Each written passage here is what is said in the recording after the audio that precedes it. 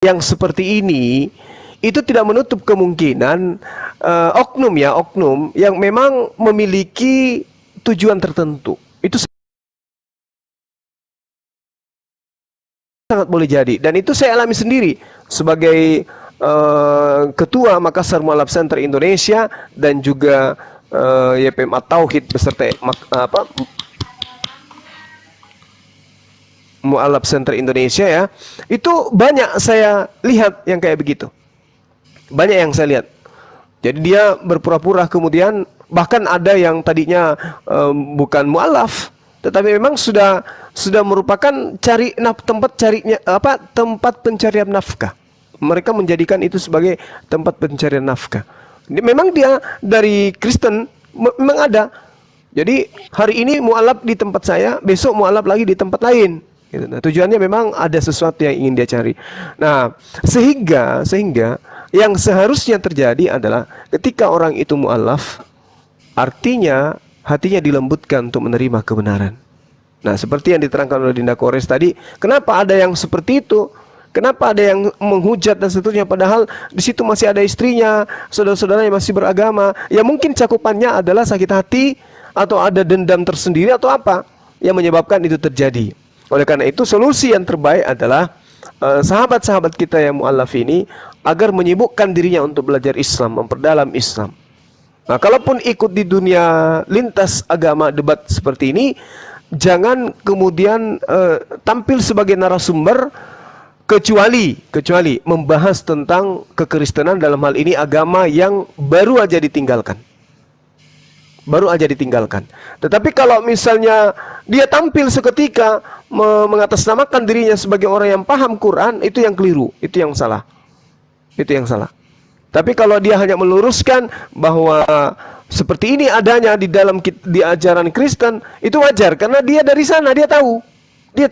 Cuman kelirunya kalau dia menghujat agamanya yang tadi, dia menghujat pada Tuhan yang disembah tadi, itu nggak boleh. Tapi kalau tampil sebagai orang yang menyampaikan bahwa sebenarnya gini loh, di dalam kitab kisah itu kayak gini loh, dia wajar menyampaikan itu karena dia tahu, dia dari sana. Dia dari sana. Oleh karena itulah saudara saya, saudara Richard, kalau ada seorang mualaf yang kemudian menghujat agama sebelumnya, dalam hal ini sesembahan sebelumnya, itu memang Islam melarang. Makanya tadi saya bacakan ayatnya, itu tidak boleh. Tapi sejauh saya melihat belum ada yang benar-benar menghabiskan waktunya untuk melanggar Quran. Wala tasubbul ladina yad'una min dunillah fayasubbullah adwan bighairil ilmi.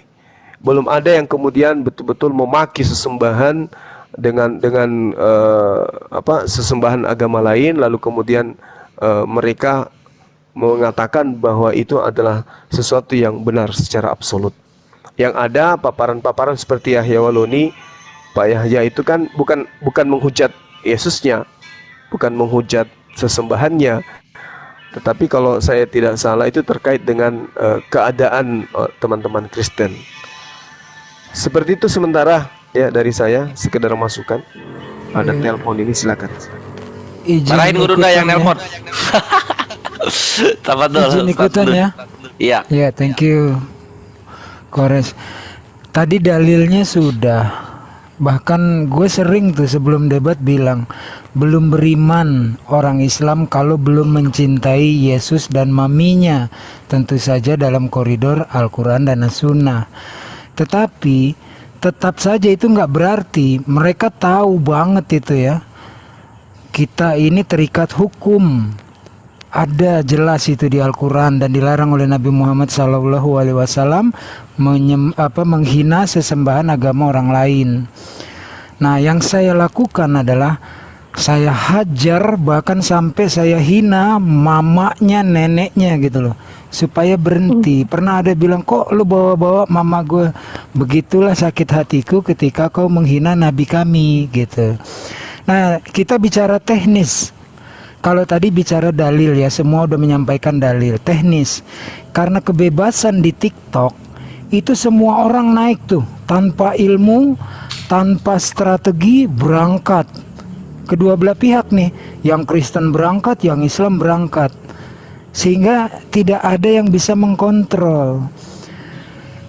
Hostnya pun kadang nggak peduli gitu loh. Begitu dia merasa agamanya dihina, dia tampilkan orang-orang yang memang penghujat, ya.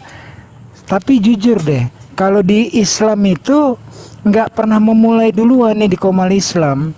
Jadi kalau Richard mengikuti dari WA, Facebook, kemudian Zoom, semuanya terkontrol tuh, termasuk di StreamYard, ya, kontrolnya keras.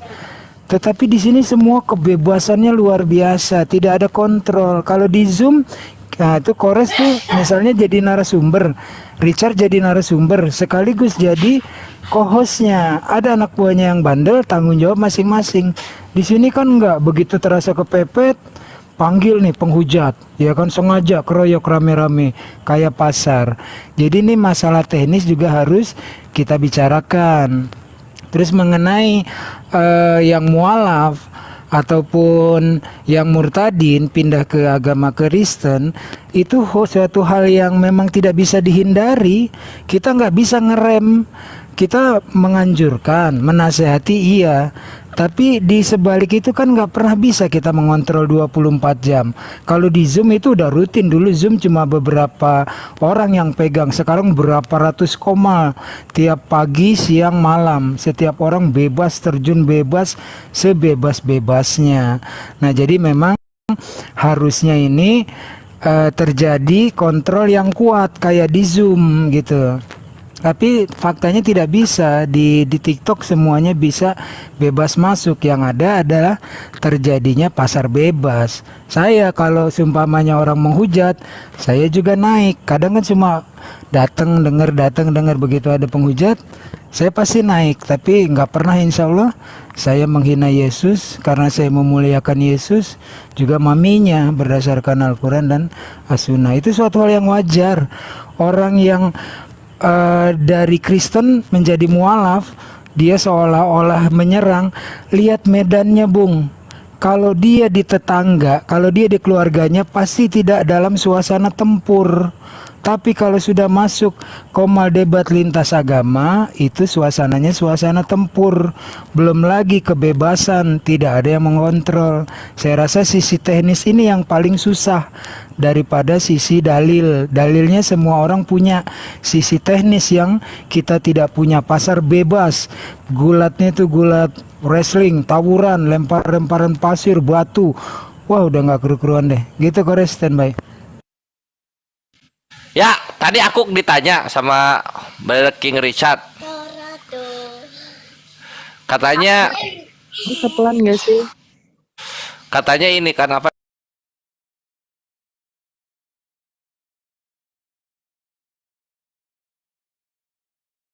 namanya?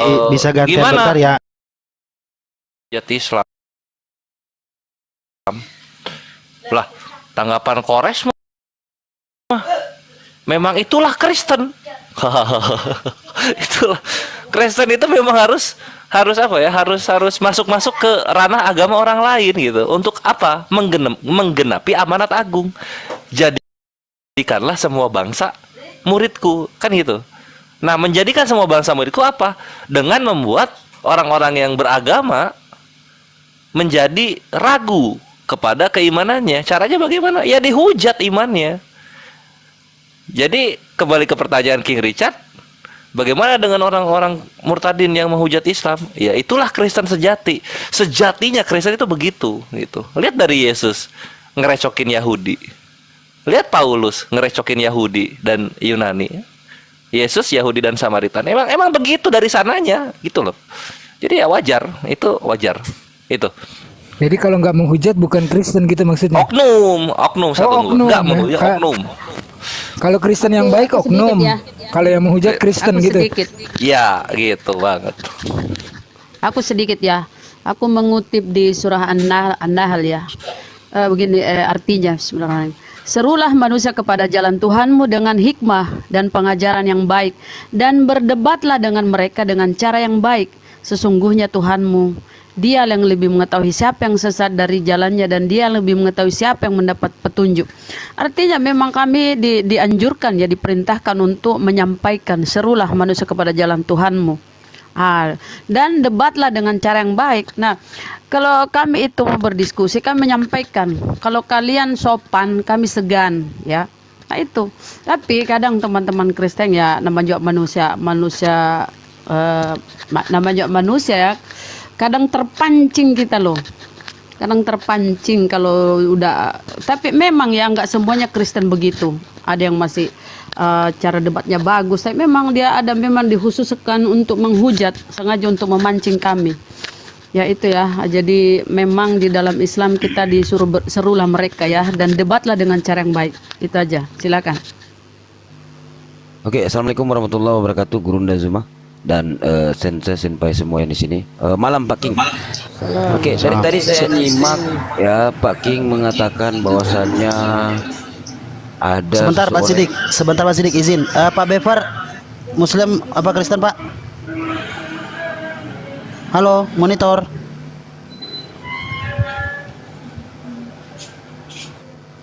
Ih, ngeri. Lanjut. Jadi Pak King membawa narasi yang bagaimana ya, yang tidak ada pembuktian gitu loh.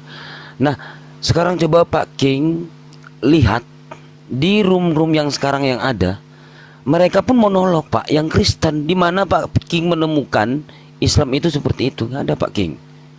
Jadi jangan bawa narasi yang apa ya, yang nggak ada pembuktian gitu loh. Kami sesama Muslim menegur loh, kalau ada sesama Muslim kita yang monolog atau menghujat, nggak bisa, karena ada di dalam Al-Quran menegaskan itu, nggak bisa kita menghujat sesembahan orang. Sekarang saya tanya ke Pak King, adakah di dalam Bible itu menegaskan itu, jangan menghujat sesembahan orang? Karena begini Pak King, kalau saya lihat maaf kata ya, Kristen ini menganggap di dalam Quran surat An-Nisa ayat 157, di situ mereka jadi seakan-akan mengatakan bahwasanya kita di situ udah menghujat gitu. Firman Allah di situ kita udah menghujat gitu loh.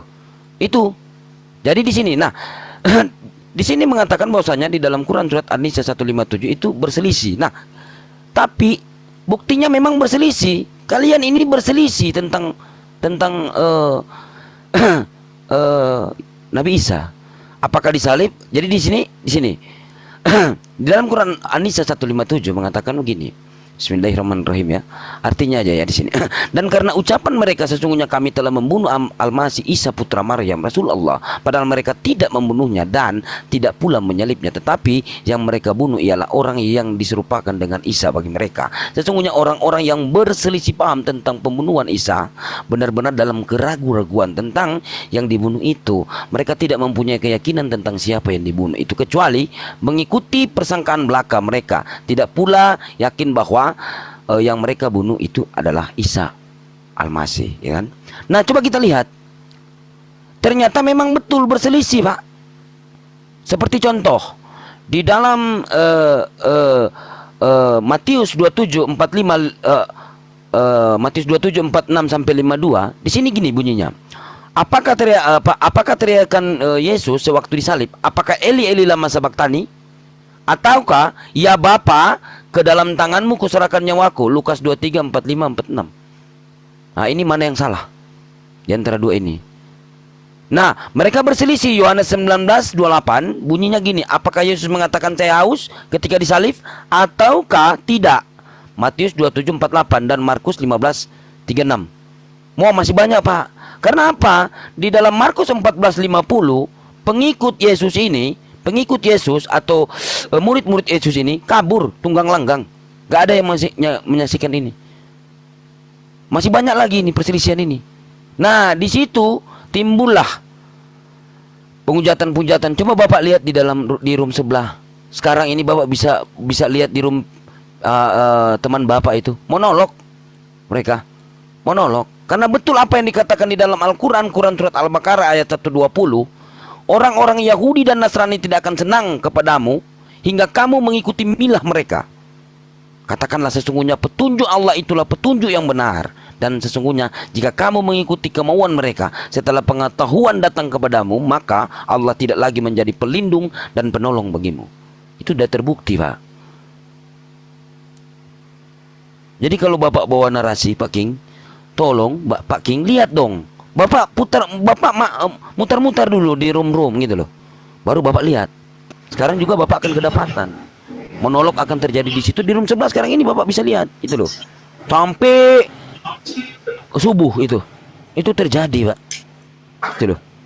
Mungkin itu aja ya. Oke, selamat malam Pak Beverly. Selamat malam. Ya, assalamualaikum. Oh Muslim Pak, Masya Allah, Subhanallah. Muslim, alhamdulillah. Iya Pak, iya alhamdulillah. Hati-hati Pak, pegangan ya Pak ya. Assalamualaikum warahmatullahi wabarakatuh. Baik. Halo. Ya. Ya oke ini kiase. Allahu Akbar. Lanjut Pak King. Ya, jadi gini saudaraku, yang saya sampaikan ini kan fenomena, bukan cuma di Islam, di Kristen juga. Jadi saya minta pendapatnya, sama di Kristen dan Islam, karena saya kan bilang mu'alaf dan murtadin. Saya nggak cuma sebut di mu'alaf aja, di murtadin juga. Saya juga muak orang-orang yang model begitu, iya kan? Orang ini berbahaya, ya. Di mana dia ini dia jelekin. Sama dengan orang pindah kerja, di tempat kerja baru dia jelekin tempat kerja yang lama. Itu nggak boleh itu, apalagi agama loh. Iya kan mengajarkan moral. Udah mengajarkan bolak-balik etika. nih Pak King. Iya Pak. Namanya circling aja, putar-putar di sini tadi kita udah jelaskan. Ambil hikmah yang baik buat masing-masing Ya sudah, pihak. enggak. Sekarang Ini kan buka tadi Pak Sidiki buka tema yang aja ngomong, yuk. makanya saya Buka tangkapin. tema. Jadi udah saya tahu semua pada inilah nggak setuju, apalagi Bang Suma tadi. Bang Suma yang lebih pas jawabannya, karena yang saya maksud itu kan kenapa kok dari lama kok jadi makin jelek. Harusnya Ini yang balik lama jadi lagi baru. namanya. Itu. Kita jalan di tempat nih, udah dibahas loh dari sisi dalil, Nah, ini dari makanya sisi saya perjelas nasihat, aja. dari Karena sisi teman-teman kan teknis. Udah I got your point. Yuk kita maju yuk, kita buka tema aja. Jadi jalan ini diskusinya. Oh iya, Oke, udah silakan. standby. Oh, udah, berarti selesai ya. Makanya Iya, oke. Anda bertanya lagi ke saya. Iya silakan sebentar ya Pak ya. Begitu. Pak Pras, Katolik Protestan Pak Pras. Muslim. Iya Pak. Oke lanjut Pak Riki Richard. Pegangan Pak Kak. Pras pegangan. Ya lanjut. Apalagi yang dilanjut nih? Udah selesai kan? Iya silakan Pak kalau mau Kita diskusi Pak, muter-muter ada yang mau lagi. ditanyakan. Iya. Iya, jadi gitu. Oke. Monitor Gurunda. Silakan. Bang Handi. Iya, Udah iya. selesai. Oke monitor Gurunda. Silakan buka temanya aja Gurunda langsung. Kayaknya dia ini aja. Iya, kita bahas ini aja, bahas Iya. terkait dengan apa ya, yang datang setelah Yesus itu siapa gitu. Ini yang belum tuntas sebenarnya tadi. Yang datang setelah Yesus terangkat ke langit itu siapa? Roh penolong, roh penghibur, roh kudus itu siapa sebenarnya? Apakah itu ada di Islam atau itu ada di Kristen? Itu poinnya. Nah, rujukannya kemudian bisa kita lihat di dalam Al-Quranul Karim, seruan dalam surah Al-Maidah bahwasanya Allah Subhanahu wa taala menyampaikan kepada ahli kitab, yaitu orang-orang Yahudi, bahwasanya telah datang kepada mereka seorang rasul, yaitu baginda Rasulullah Muhammad sallallahu alaihi wasallam.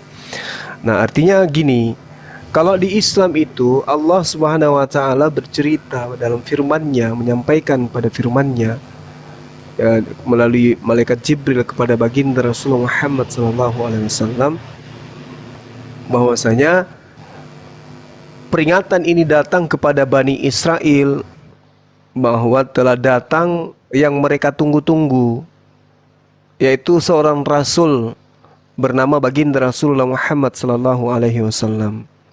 Sehingga seruannya Rasulullah Muhammad SAW itu datang dengan membawa kabar gembira. Rasulullah datang bawa kabar gembira. Yang kedua, beliau datang membawa peringatan kepada manusia. Wa ma arsalnaka illa kaffatan linnas basyira wa natsira walakinna aktsaran nasi la ya'lamun. Kami tidak mengutus engkau Nabi Muhammad melainkan kepada seluruh umat manusia sebagai pembawa berita gembira dan sebagai pemberi peringatan, tetapi kebanyakan manusia tidak mengetahui. Nah, sedangkan kalau di dalam kitabnya teman Kristen Yohanes 14 nomor 16, Yesus meminta kepada Bapa, pada Tuhan, untuk supaya Tuhan mendatangkan seorang penolong atau seorang penghibur. Dalam Yohanes 16 nomor 7 sampai nomor 15, tipikal sang penghibur ini itu dijelaskan di situ. Nah, apakah kemudian penghibur ini datang ke Paulus, ke Lukas, ke Markus, kemudian ajaran-ajarannya kemudian menjadi cakupan di dalam beragama Kristen, atau justru roh penolong ini, penghibur ini datang kepada baginda Rasulullah Muhammad SAW sehingga menjabarkan isi apa yang Tuhan inginkan untuk terjadi atau diaplikasikan oleh hambanya umat manusia. Sekira gitu sangat menarik sebenarnya untuk kita bahas ini. Silakan. Ya, sebelum mulai host, ini satu slot kosong. Kalau ada saudara-saudara Kristen mau naik, saya diturunkan nggak apa-apa, biar formasinya imbang. Kalau ada yang mau naik, saya diturunkan nggak apa-apa, host. Standby. Iya, siap. Silakan Pak Richard. Mati nih. Pak Richard, silakan Pak ditanggapi.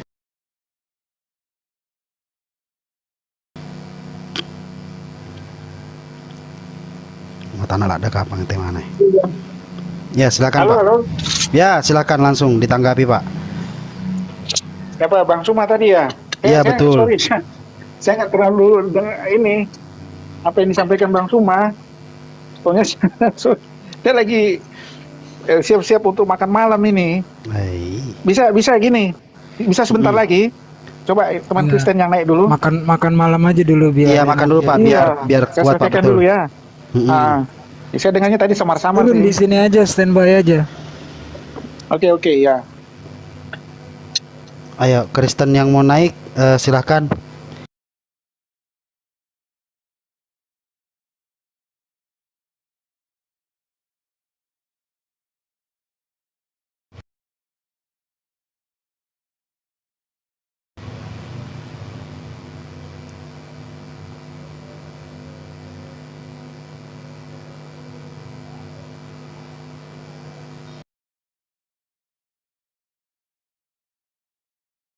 Di jalan ya Pak, HP gue tinggalin. Parah. Siap. Jadi begini sebenarnya ini ya. Kalau boleh saya tidak bicarakan dalam hal ini, tapi saya ingin bicarakan begitu. Begini Pak King, menurut buku yang sedang saya rancang dan belum terbit juga gitu. Halaman berapa, Prof? Halaman 72 pojok kiri atas. Paham banget gua, 72 pojok kiri atas. Ingat banget gua. Jadi mengenai toleransi umat beragama itu, Pak King,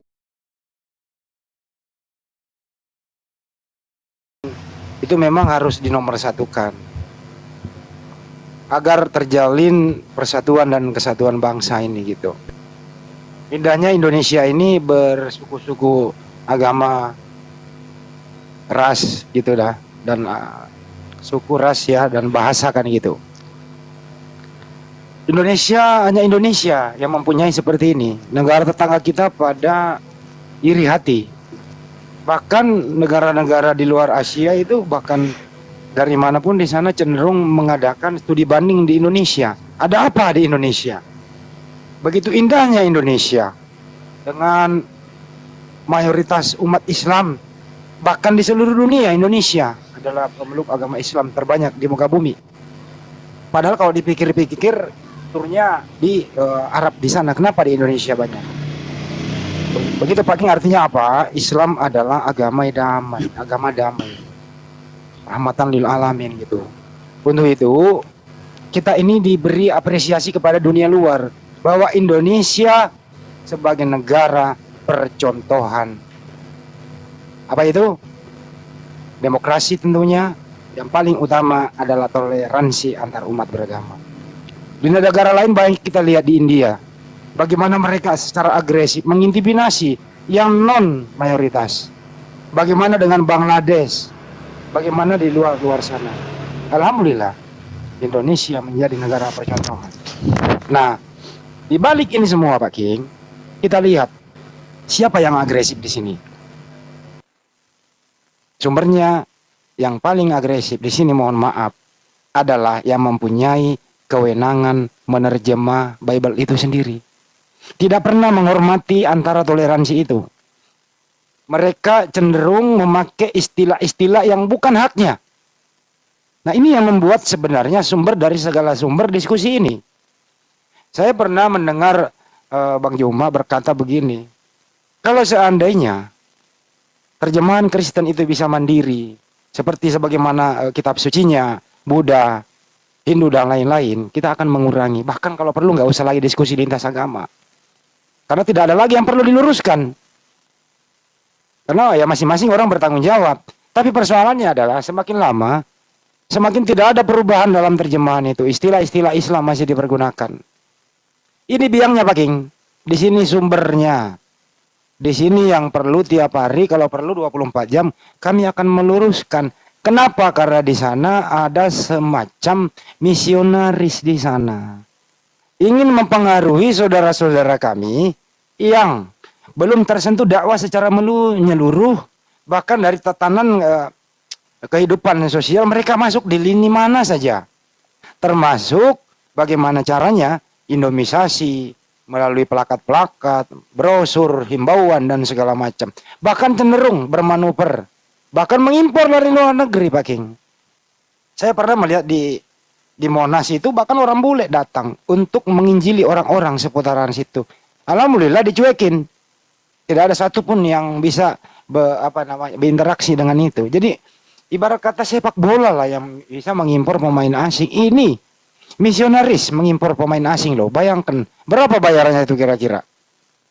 Jadi untuk itu sebenarnya kamilah percontohan bahwa Islam di Indonesia ini benar-benar menghormati toleransi, menghormati perbedaan, melindungi yang minoritas. Justru minoritas ini kadang-kadang tidak tahu diri. Cenderung bermanuver di bawah tanah, bahkan berterus terang. Yang kalau yang terus terang ya udah keciduk hukum.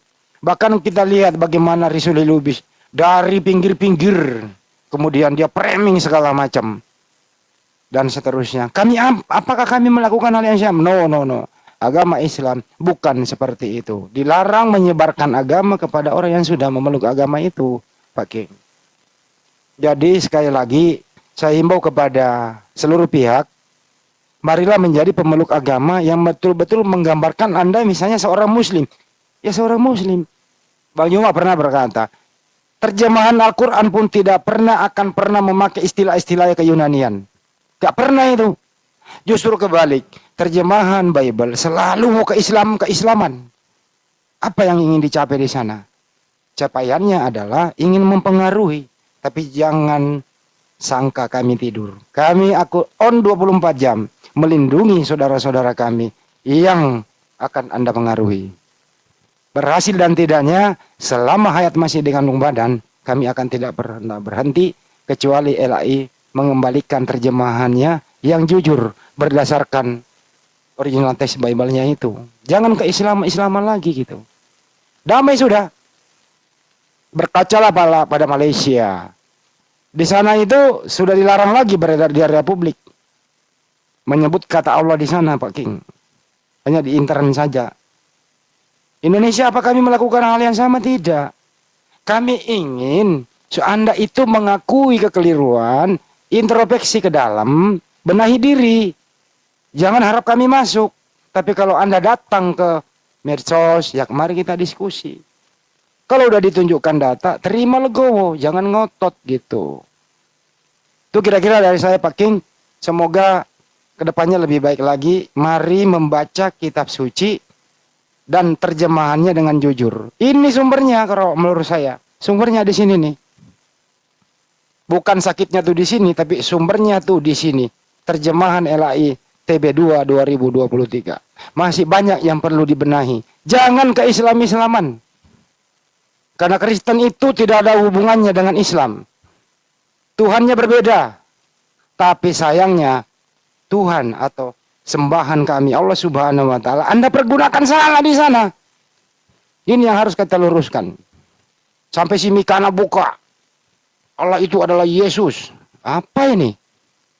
Apa ini yang ingin dicapai di sana? Berhijab, menampilkan keislaman-islaman. Lebih dari ustazah lah daripada ustazah yang sebenarnya. Giliran dia keluar makan babi bareng-bareng, dia bopan semua. Giliran tampil di depan kamera, dia keislaman. Apa tujuannya? Nipu. Nipu itu. Giliran kita ajak diskusi, kita masuk, baru 5 menit dikit. Coba, kalau Anda di room muslim, Anda akan nyaman sepanjang Anda menjaga adab. Tapi di sana Bang Juma baru saja terjadi, sesudah sholat maghrib tadi, bayangkan, Bang Juma di framing segala macam. Topiknya sudah ada, karena tidak ada lagi data yang bisa ingin ditampilkan. Bagaimana cara menyatukan Bang Juma? Penyerang personal. Digiring ke sana kemari. Dipitnah. Ini jualan macam apa ini yang mau dibangun? Apa kami harus turun tangan? Lebih agresif lagi daripada Anda. Sayangnya kami tidak pernah diajarkan untuk agresif. Kecuali Anda menyerang, kami akan melawan. Karena kami memang diajarkan untuk cooling down, silent. Amar ma'ruf nahi mungkar bukan radikalisme. Amar ma'ruf nahi mungkar bukan agresif. Amar ma'ruf nahi mungkar bukan invasi. Tapi amar ma'ruf nahi mungkar adalah dakwah. Apa itu yang kita lakukan selama ini? Kalaupun sekiranya ada keseleo lidah, ada kira-kira dinamika diskusi, ya wajar. Karena selesai diskusi, ada kata, mohon maaf atas segala hilap. Kita bersahabat lagi. Semoga kedepannya lebih baik lagi, Pak King. Sekian dari saya, buka buku saya yang belum terbit, halaman 72, pojok kiri atas. Thank you.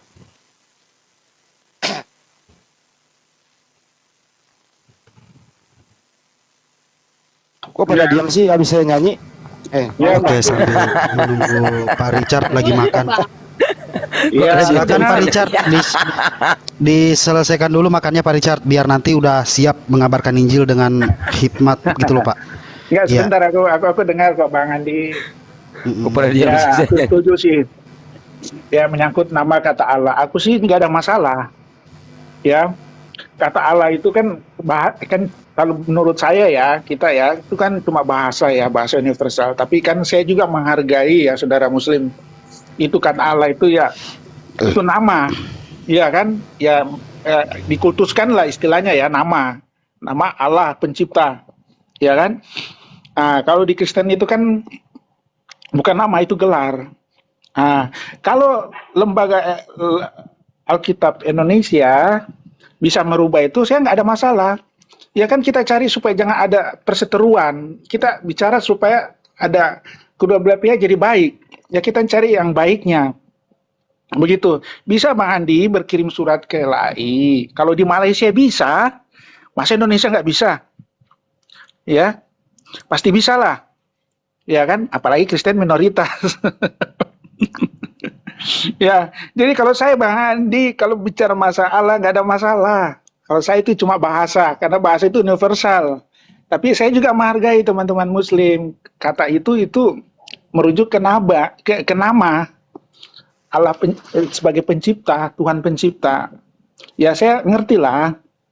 Ya kan? Karena kenapa ada kata itu juga, Bang Andi juga harus tahu, karena itu cetakan tahun 74. Itu kan bahasa Indonesia kan kita banyak mengalami ada resapan bahasa Arab. Ya, bahasa India malahan Sanskerta, ya kan? Bahasa Belanda malahan masuk juga bahasa Indonesia. Kita bilang Verboden itu bahasa Belanda loh, itu Verboden. Nah, jadi pada saat itu pengetahuan bahasa untuk penggunaan, karena kita kan ambil terjemahan itu dari bahasa Inggris, ya, bukan langsung asli dari teks aslinya. Jadi teks asli disadur ke bahasa Inggris, baru kita ambil dari bahasa Inggris. Allah itu Tuhan loh, God. Ya kan? Nah, kenapa tahun 74 kata Allah itu ada? Karena ya Muslim ada duluan di Indonesia. Jadi itu Penyolong merujuk ke namanya. situ. Ya Pak ya. Sama. Jadi disamain supaya dipahami, dimengerti. Karena tujuan terjemahan itu supaya mudah dipahami. Tujuan terjemahan.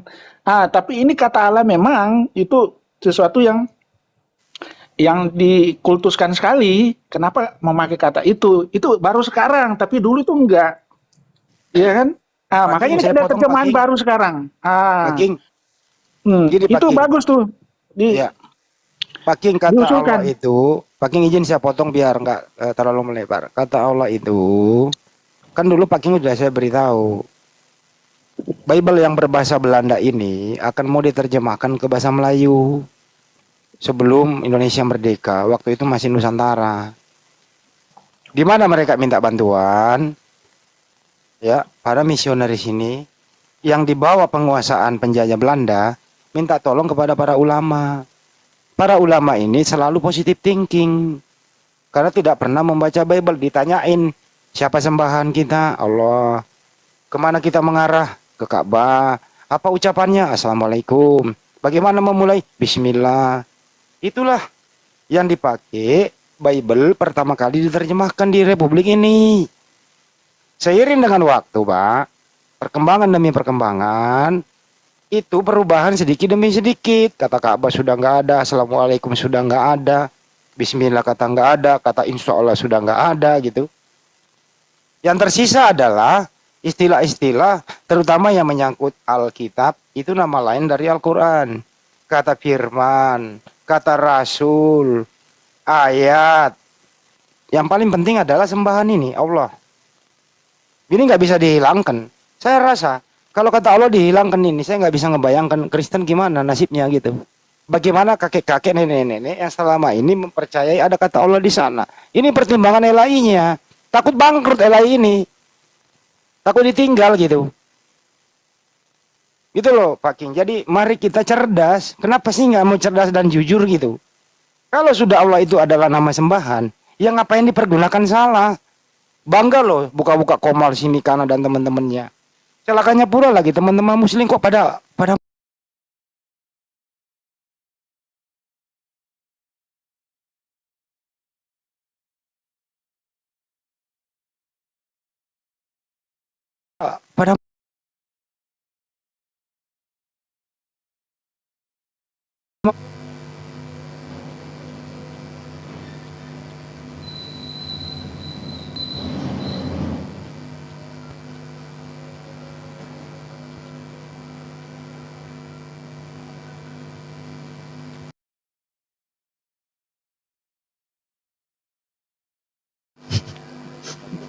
Bentar ya, saya betul dulu yang ada mulai. Ya, halo?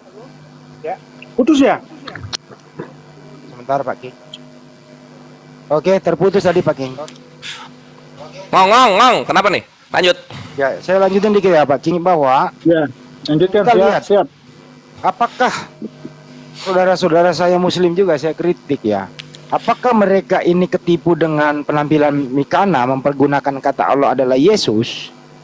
Atau karena memang nggak tahu, atau memang teman-teman muslim sengaja untuk berjamaah bersama orang-orang yang keliru kayak gini gitu.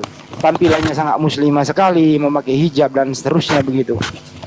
Nah, mohon saya ya imbau ya tolonglah nggak usah lah ditiru-tiru gaya-gaya kayak gitu. Saya juga mohon pendapat Pak King gitu. Bagaimana dengan room mengaku Kristen tapi berhijab, Allah adalah Yesus gitu. Menurut Anda Pak King, apa nggak ada cara lain gitu? Memang busana ya boleh sah-sah saja, tapi bukankah kita ini mempunyai ciri khas supaya ada perbedaan di sana gitu? Pendapat Pak King bagaimana? Menurut Anda, tampil di media sosial pada berhijab, tapi giliran rame-rame makan babi, pada open semua. Menurut Pak King bagaimana? Silakan.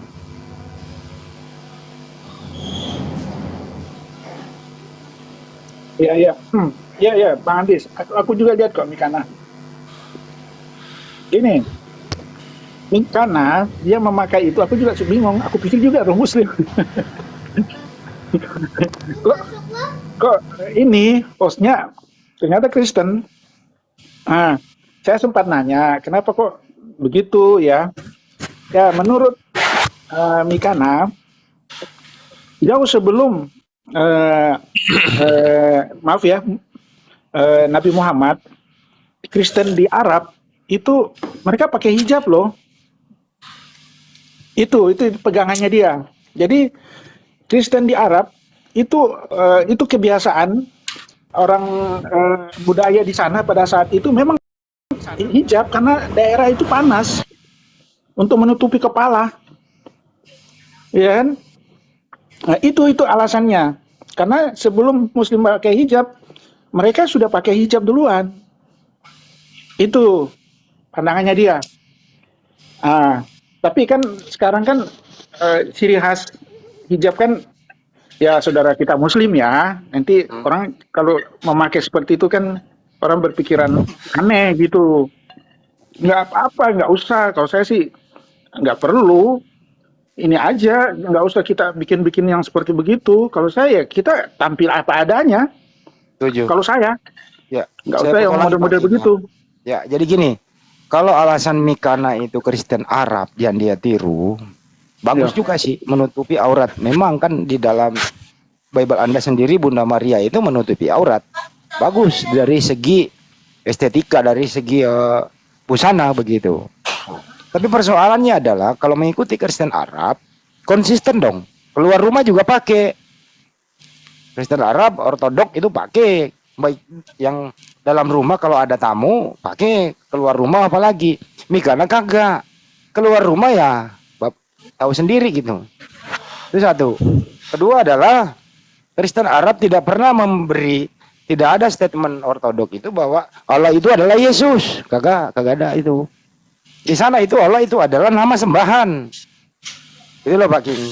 Jadi sekali Anda berkaca, bersandarkan sama Kristen Arab, konsisten dong. Jangan setelah sampai di Indonesia Anda modifikasi sendiri, tapi menjual Kristen Arab. Nggak kena itu barangnya Pak. Sekali memakai istilah dari sana, memakai liturgi dari sana, ya pakai gitu loh. Kenapa begini? Ya tujuannya adalah cuma ingin tampil di kamera saja. Tujuannya untuk nipu. Banyak sudah keluhan-keluhan saudara-saudara saya tertipu dikira Muslim. Ternyata di atas itu omongannya kok aneh. Gitu loh. Saya rasa yang nonton itu hampir 70% Muslim loh di sana yang banyak. Saya himbau juga ya teman-teman di sana ya, hentikan, jangan nonton, kan nggak boleh juga seperti itu. Terlalu lama berjamaah di lain bukan sesama Muslim. Ngeri loh itu. Jangan sampai tergerus iman Anda gitu. Itu sih kira-kira saya himbauan kepada Pak King. Kalau ada waktu masuklah ke sana. Kalau alasannya adalah dari Kristen Arab, ya konsisten dong. Arab itu tidak pernah mengatakan Yesus itu adalah Allah. Yesus itu Yesua Amasya, utusan Tuhan, anaknya Bunda Maria. Bukan Allah itu sendiri. Kalau konsisten sama Kristen Arab. Tapi Mikana mengatakan Yesus adalah Allah itu sendiri. Nah kata Allah inilah yang Anda salah gunakan. Ini yang harus kita luruskan terus. Itu Pak Richard, monggo. Aku. Ya.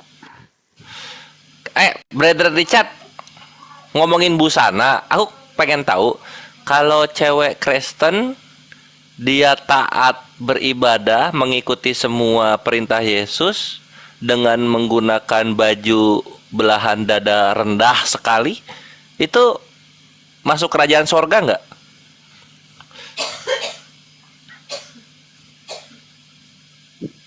Ya, Gores. Gini, kalau ada ya sebagai orang Kristen, ya kan, pergi gereja, terus memakai rok terlalu pendek, ya kan, itu tidak masuk surga itu. Enggak, duduk di depan dulu dia, duduk paling depan kalau orang pendek. Iya, nggak pantas. Nggak masuk surga ya? Nggak pantas, enggak. Saya juga Kristen nggak suka, ya, karena kita pergi beribadah, ya dengan sopan lah, ya kan, supaya orang nggak terganggu. Oh. Ya kan, ada memang. Saya nggak ini. Terganggu Saya apa merasa terpesona ada. nih? Terganggu apa terpesona? Kalau di dalam gereja saya terganggu, kalau di luar lain lagi bos. Ya jadi gitu ya. Kristen nggak mau begitu, itu jangan yang merusak pandangan mata, ya kan? Itu nggak baik lah. Kalau Anda mau pergi pesta mau begitu terserah. ya kan? Tapi kalau membawa pergi beribadah terus dengan penampilan pakaian seperti itu, kalau istri saya tegur, nggak boleh. Nah, itulah terkadang memang ada itu oknum ya, karena di Kristen nggak mengajarkan begitu. Yang nggak membolehkan itu nggak King sopan. Richard atau Yesus atau Paulus? Nggak perlu mau sampai ke Yesus juga pasti. Tuhan nggak mau yang begitu. Oh gitu ya. Saya aja yang mas Kristen begini, itu nggak pantas. Kita bisa bedakan lah mana pakaian yang sopan, mana yang enggak, ya kan? Jadi Bang Kores jangan bilang pendapat wah kalau di Kristen itu boleh tuh, enggak. Kita juga Kristen ini agak risih. Oh gitu. Oke dah. Gitu, saudaraku. Oke, jelas ya. Oke, Pak Richard. Pak Richard, mungkin dari anu kita bisa masuk di tema ya. Tema tadi tentang roh penghibur ya, kalau nggak salah. Cek Gurunda.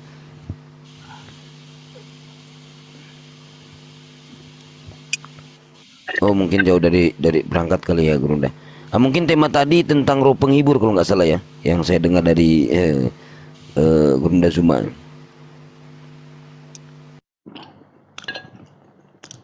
Ya gimana, Bang Sidik? Ayo Kores, coba cek Gurunda dulu. Gurunda. Jauh dari perangkat mungkin ya. Gak usah Gurunda lah, Bang Sidik aja lah. Apa yang harus Loh. Gurunda? Jangan dulu dong. Gak perlu harus Gurunda. Silakan. Oh, lagi makan Bang Gurunda, siap. Ya, berlanjut aja dulu yang tadi ya sebelum masuk tema. Silakan Dokter Handi sama Ahi Hores. Apa? Roh kebenaran? Ya, roh penghibur kayaknya temanya tadi tuh. Kenapa roh penghibur? Itu temanya nanti dibawa Gurunda gitu. Tadi yang awal ya. Oh iya, itu mah ini apa salah satu amunisi terbaik Gurunda itu roh penghibur. Aku kurang kesana kalau roh-roh Iya, itu. saya juga kurang ke sana. Kalau poin sih bisa tapi lihat pemaparan Gurunda dulu gitu kan. Sebelum Gurunda makan selesai, ya mungkin bisa berlanjut dulu Ahi Hores, apa yang di ngomongin dulu kan. Lanjutlah. Iya. Ringan aja dulu deh. Gak usah yang Ya, berat. ringan-ringan aja dulu ya. Ya, nanti aja poligami ke atau apa.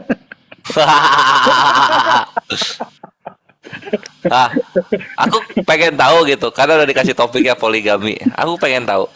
Kores, coba ya. cari top 10 10 negara. Poligami tertinggi.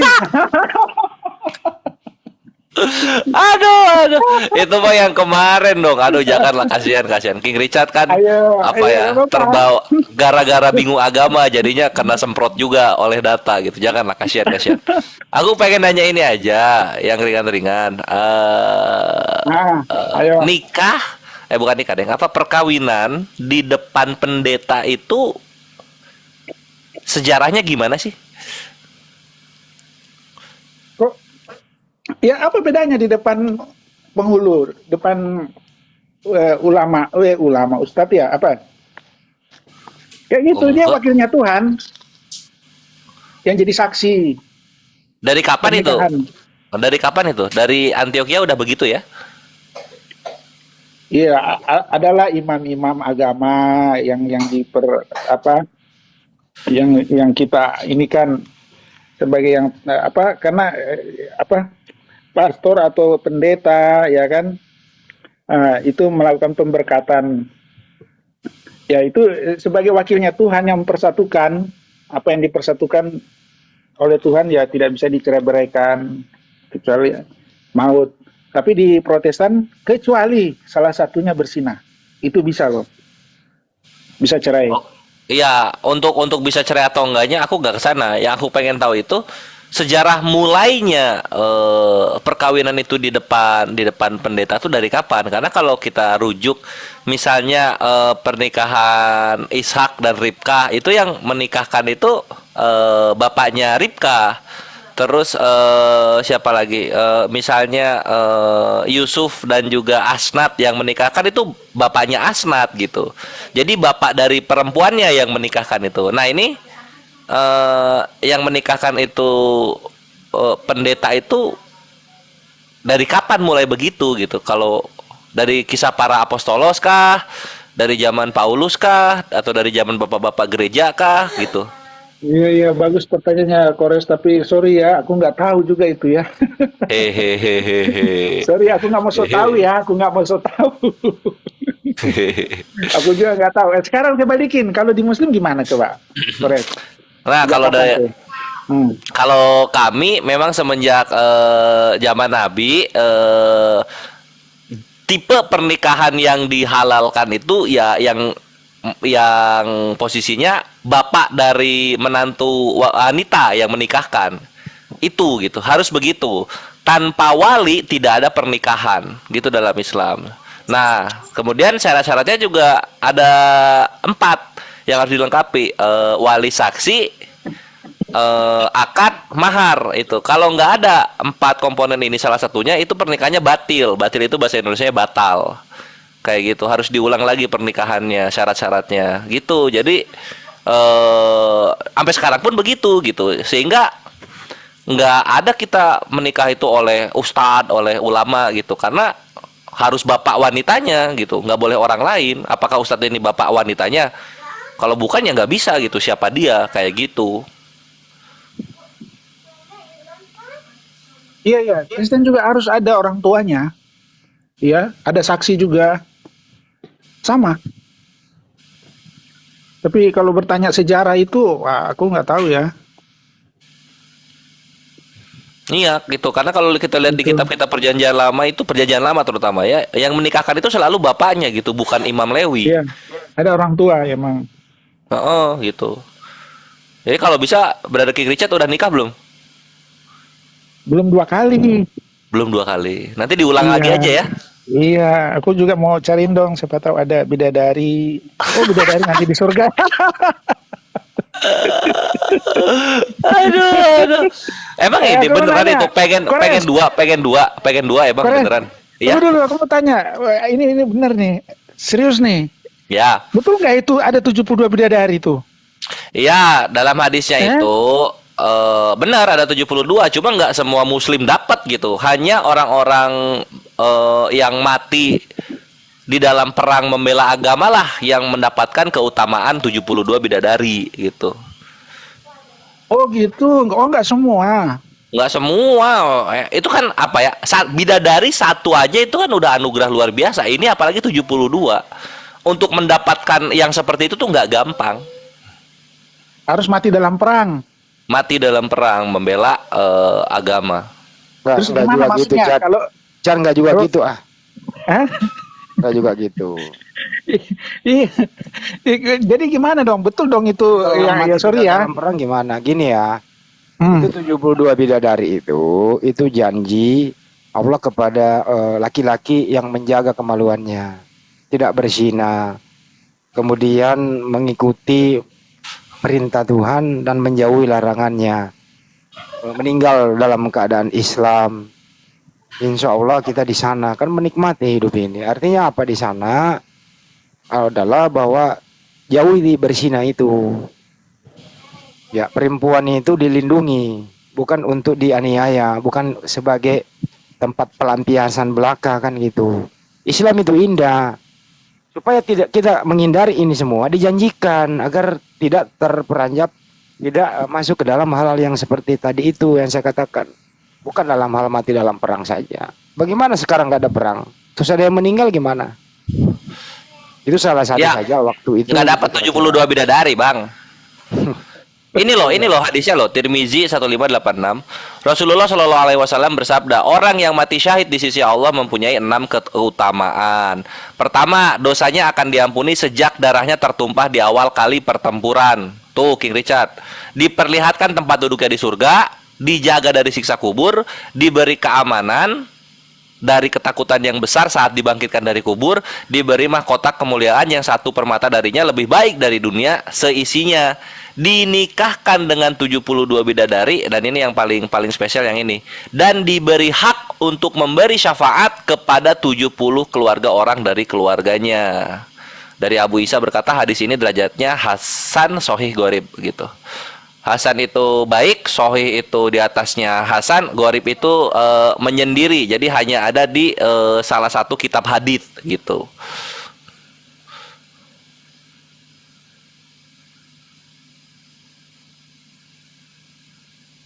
Kira-kira gitu Pak Richard. Kalau yang perempuan gimana? Apakah dapat sama seperti itu? Ya kalau dia dapat berarti dapat juga dong. Gimana kan ada? Oh, dapat juga. Gimana sih, nggak perlu ditanya lagi sebaliknya. Berarti pangeran dong. Iyalah, kita ini jadi pangeran semua di surga ini. 72 juga sama.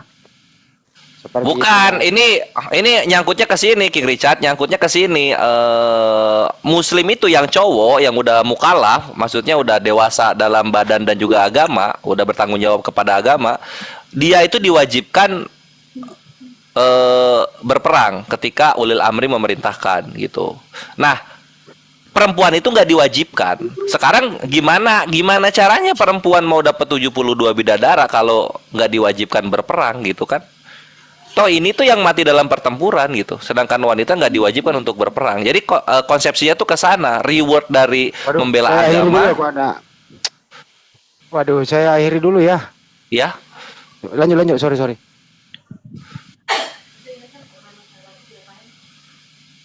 Gitu King Richard. Gitu. Jadi beda gitu. Karena ini lihat 72 bidadari untuk muslim yang mati syahid dalam pertempuran. Kenapa? Karena laki-laki muslim diwajibkan bertempur. Gitu. Nah, sedangkan yang cewek nggak diwajibkan. Jadi bukan ke sana, bukan ke 72 bidadari. Oh, jadi gini. Terus bagaimana ini yang teroris ini? Dia sengaja memang ya seperti berperang begitu ya, dia pergi membunuh itu supaya dapat bidadari, gitu ya. Ini yang menarik King Richard. Otak berpikir teroris sama dengan otak berpikir Kristen ketika membaca satu kitab yang sama yaitu Al-Qur'an. Gitu.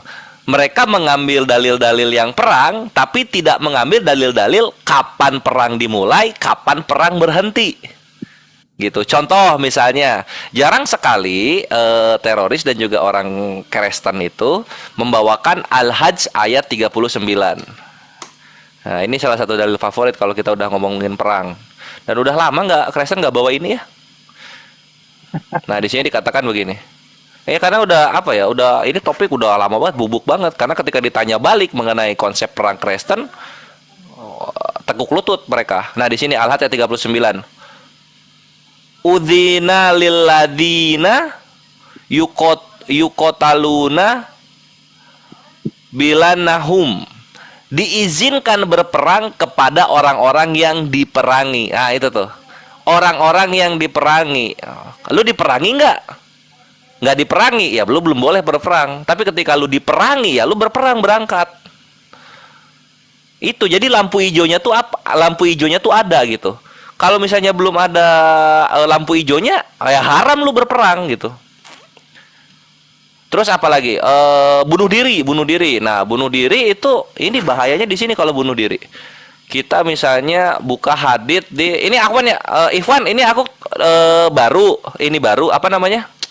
Akun baru, yang lain masih pada mati belum bangkit. Tunggulah bangkitnya di menit ketiga hari Jumat. 4 tumbang. Nah, misalnya kita buka di sini ya. Habis lu sih kemarin tuh bikin begitu, makanya kan. Ya nggak apa-apa, Kores kan banyak gitu. Gua kan omnipresent ini, bre. Tunggu. Ini gua buka hadis Bukhari 5640. Bukhari nomor 5640. Nah, di sini dikatakan begini. Nabi Shallallahu Alaihi Wasallam beliau bersabda, barang siapa bersumpah dengan selain agama Islam secara dusta, maka dia seperti apa yang dia katakan. Barang siapa bunuh diri dengan sesuatu di dunia, maka dia akan disiksa di neraka jahanam dengan sesuatu yang ia pergunakan untuk bunuh diri. Barang siapa melaknat seorang muslim, maka ia seperti membunuhnya. Dan barang siapa menuduh orang muslim dengan kekafiran, maka ia seperti membunuhnya. Tuh. Itu. Jadi dari apa namanya? Dari konsep perangnya aja salah, dari konsep jihadnya aja udah salah gitu. Masa jihad bunuh diri, kan nggak gitu konsepnya.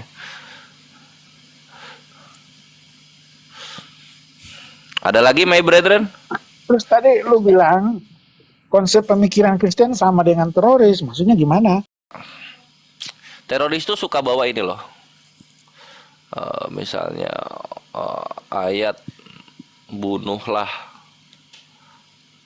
Ini ya, misalnya kita buka di sini.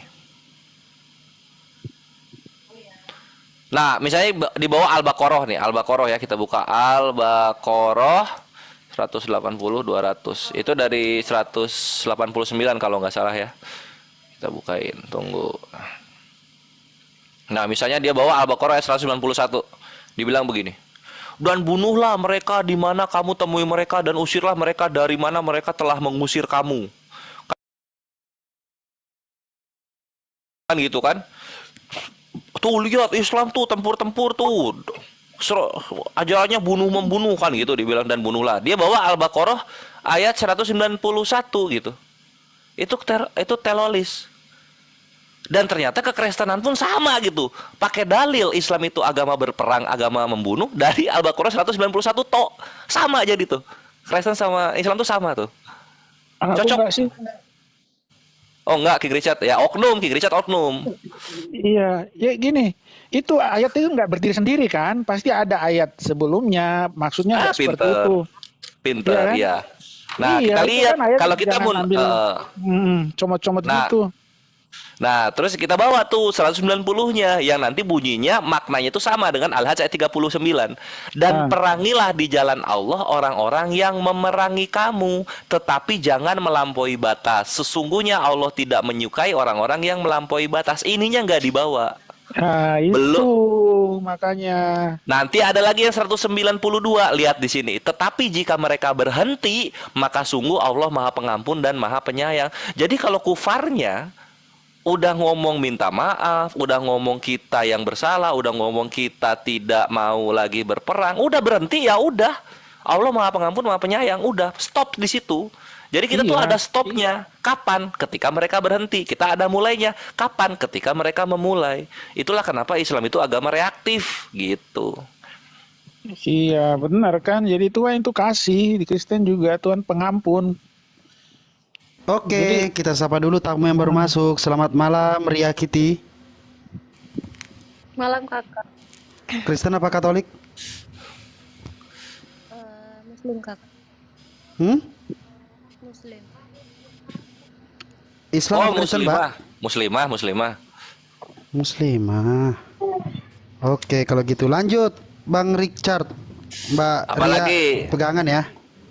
Apalagi yang mau ditanya? Ya, apa? Ini. Kayaknya kita pernah cerita ya, bahas masalah poligami ya. Masa mau itu lagi? Nggak apa-apa, ditanya aja. Kalau misalnya masih belum puas, tanya lagi aja. Sampai puas. Iya, aku tanya nih, itu kan banyak itu yang poligami nggak kasih tahu istri. Itu apakah sah itu?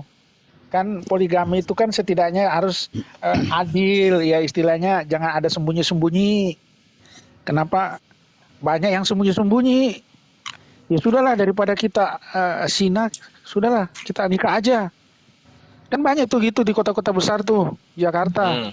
Namanya jadi simpanan.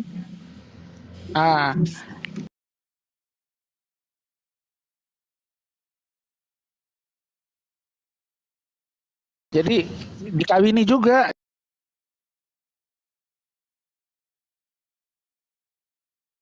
Itu dilihat dari firman-Nya Allah gitu. Nah, selama tidak melebihi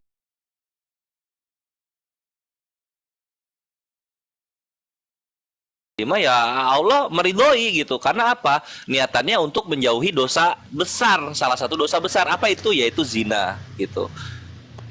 Jadi poligami itu membuat kita terbatas dari perzinahan dan juga membuat kita bertanggung jawab terhadap wanita yang kita ingini.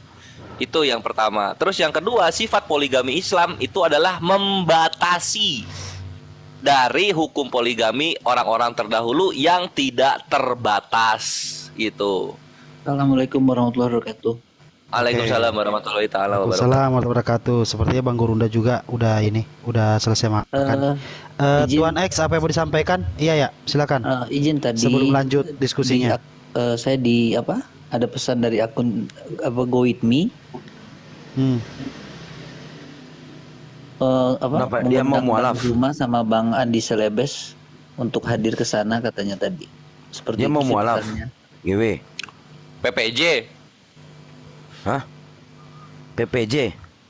Iya, ada sih bahas PPJ. PPJ. Aduh, nggak usah lah. Buat apa? PPJ. Kenapa Gak usah, dikasih Bang. panggung? Ngapain dikasih panggung? Udah nggak usah Bang, udah. Gak usah lanjut. Gurunda, silakan. Kalau mau lanjut yang tadi narasinya. Ya, saya cuma menyampaikan pesan aja. Iya, gitu iya. aja, saudara. Iya Bang. Saya turun Siap, dulu. Tuan. Assalamualaikum warahmatullahi Siap. wabarakatuh. Waalaikumsalam warahmatullahi wabarakatuh. Waalaikumsalam warahmatullahi Abangku. wabarakatuh. Disampaikan aja gitu. PPJ itu apa ya? Wijen, biji wijen. Kores, Yes, saya mau yes. nyambung tadi kayak Ayores. Tadi kan dia udah bertanya tentang bidadari di surga. Nah, sekarang coba saya mau tanya ya Pak Richard. Pak Richard, ini kan kalau Kristen kalau matinya jadi malaikat ya. Tapi di dalam di surga Pak, itu Wahyu 12 nomor 7 itu masih ada perang. Jadi kalian ini kan Pak masih melawan kan. Jadi yang malaikat-malaikat itu kan apa namanya Kristen ini kan mati jadi malaikat. Jadi masih melawan naga itu kan Pak Richard kan? Gitu. Gimana itu Pak Richard? Kan mati kalian ini jadi malaikat nih. Gimana itu Pak? Di Wahyu 12 nomor 7 itu kan masih ada perang itu di surga. Jadi kayak apa ya? Ya masih ada perang lah. Kayak kamu dikatakan ngeri loh ini, ngeri gitu loh. Silakan Pak Richard. Gini, Bang Sidik ya. Di surga itu sesuatu yang tidak ada di pikiran kita, ya kan? Ada di sana. Sesuatu yang indah, yang tidak kita bisa jangkau dengan pikiran kita, ada di sana di surga, ada ayatnya itu. Dan kita di sana tidak kawin, tapi kita hidup bahagia seperti malaikat. Bukan kita jadi seperti malaikat, bahagia seperti malaikat. Jadi kita seperti malaikat, bukan berubah. Pak, coba saya lihat. Ada, tunggu ya aku Coba cari lihat. ya. Ada. Jadi Karena di sini setahu saya ya kalian ini jadi malaikat gitu loh. Nah. bukan jadi malaikat, seperti malaikat. Oh iya, sama lah. Jadi malaikat, coba lihat datanya. Lain. Sama lah. Lain jadi malaikat, lain seperti malaikat.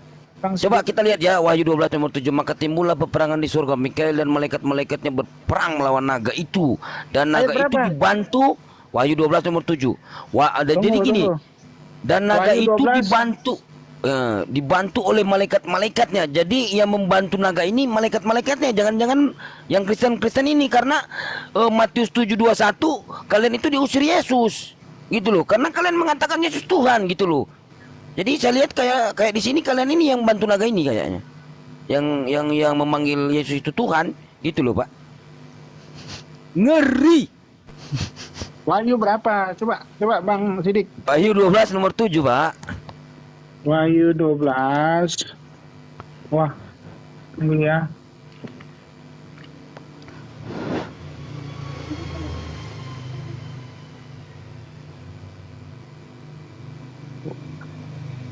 Ini habis ini ntar kembali ke Gurunda aja tadi biar narasinya Wahyu disampaikan. 12 nomor 7 ya. Ya, nanti lanjut ke tema tadi, enak juga itu ya. Roh penghibur atau roh kebenaran itu. Iya, ntar Gurunda ketiduran malah.